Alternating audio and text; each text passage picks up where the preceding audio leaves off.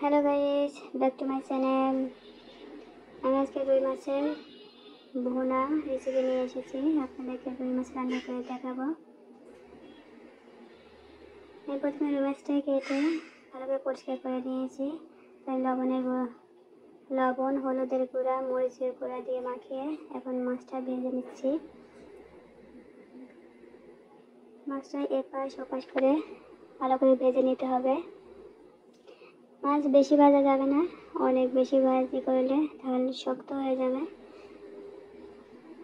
আরেকটা টিপস বলে রাখি আপনাদেরকে, হলুদের গুঁড়া, মরিচের গুঁড়া, লবণ মাখিয়ে 10 মিনিট মাছটা রেখে দিয়ে 2-3 ফুটায় যদি লেবুর রস দিয়ে মাখিয়ে রাখেন, পরে 10 মিনিট পরে ভাজি করেন, তাহলে ওই মাছটা নরম থাকবে আর সহজে ভাঙবে না।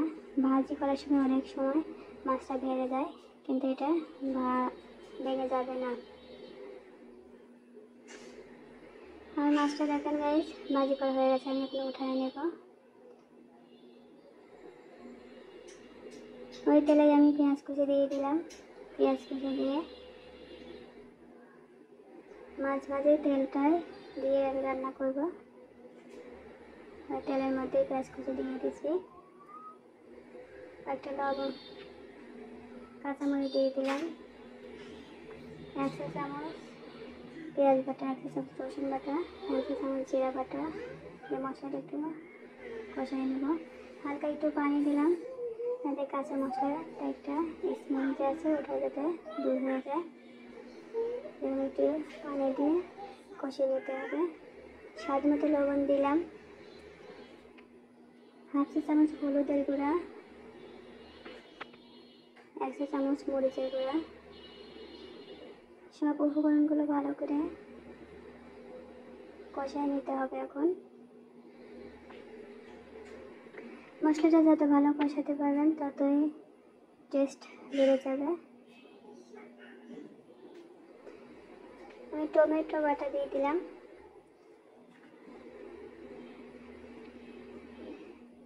যে কোনো মাছ ভুনার মধ্যে টমেটো বাটা দিলে টেস্টটা আরও বেড়ে যায়।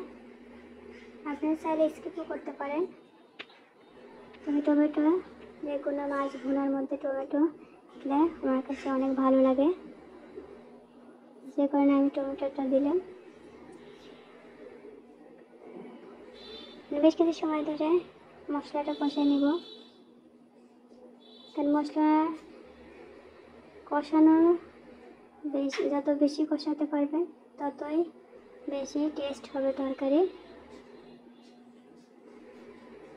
যে কারণে মশলাটা একটু ভালোভাবে কষাতে হবে, সময় নিয়ে কষাতে হবে।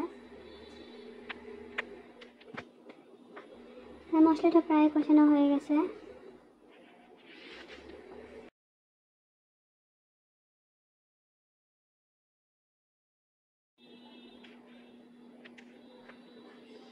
মশলাটা থেকে যখন তেল বের হয়ে আসবে তখনই মশলাটা কষানো হয়ে যাবে।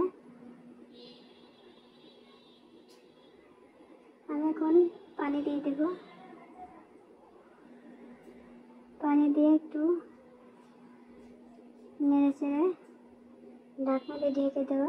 ঢেকে কিছু সময় ধরে জাল করে নেব।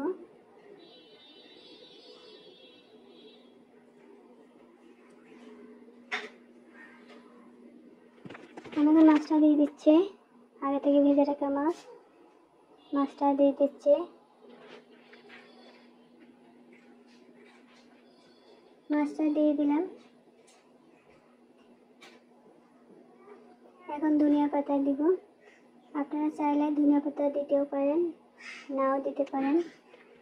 অনেকেই ধনিয়া পাতা একটা স্মেল আছে ওটা সহ্য করতে পারে না, যে কারণে খায় না। তো ধনিয়া পাতাটা আমার ভালোই লাগে। ধনিয়া পাতা যে কোনো ভর্তা বা ভুনার মধ্যে ধনিয়া পাতা দিলে টেস্টটা অনেক গুণ বেড়ে যায়। আমি ধনিয়া পাতাগুলো দিয়ে দিলাম। ধনিয়া পাতা দিয়ে হালকা একটু নাড়াচাড়া করে আমি ঢেকে দেবো। ঢেকে বেশ কিছু সময় ধরে জাল করে নিব।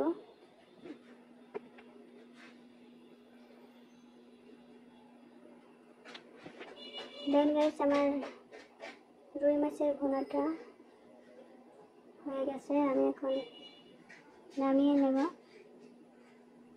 আপনারা চাইলে হালকা একটু ঝোল ঝোলও রাখতে পারেন, আমি ঝোল ঝোল রাখবো না, একদম ভুনা করে ফেলবো।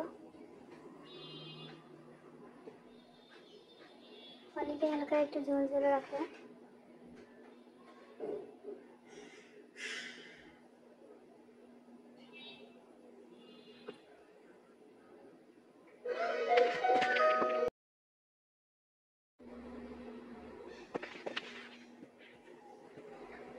আমি তরকারিটা এখন নামিয়ে নিয়েছি, দেখেন গাইস।